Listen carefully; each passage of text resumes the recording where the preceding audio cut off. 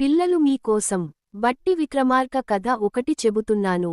జాగ్రత్తగా వినండి. బట్టి విక్రమార్క కథ. ధైర్యం, ధర్మం, తెలివి. ఒకప్పుడు ఉజ్జయిని నగరాన్ని రాజా విక్రమార్కుడు పాలించేవాడు. అతను చాలా ధైర్యవంతుడు, న్యాయప్రియుడు. ఒక రోజు అడవిలో ఒక వింత చెట్టు కనిపించింది.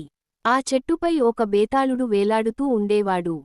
రాజా విక్రమార్కుడు బేతాళుడిని పట్టుకుని భుజంపై వేసుకుని నడవసాగాడు.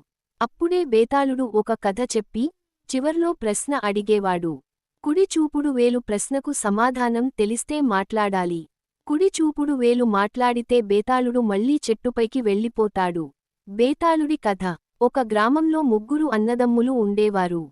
వాళ్లలో ఒకడు ధైర్యవంతుడు, మరొకడు తెలివైనవాడు, మూడోకడు మంచితనం కలవాడు. ఒకసారి అడవిలో ప్రయాణిస్తున్నప్పుడు ఒక యువతిని దొంగలు పట్టుకున్నారు.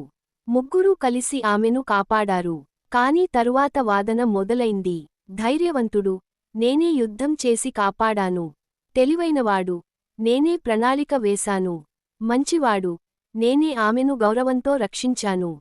అప్పుడు బేతాళుడు అడిగాడు, ఆ యువతిని ఎవరు పెళ్లి చేసుకోవాలి? విక్రమార్కుడి సమాధానం. రాజా విక్రమార్కుడు ఆలోచించి చెప్పాడు, ధైర్యం, తెలివి అవసరమే. కాని మంచితనం, ధర్మం ఉన్నవాడే ఆమెను పెళ్లి చేసుకోవాలి.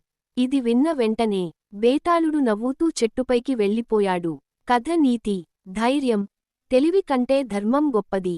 మంచి మనసే నిజమైన విలువ.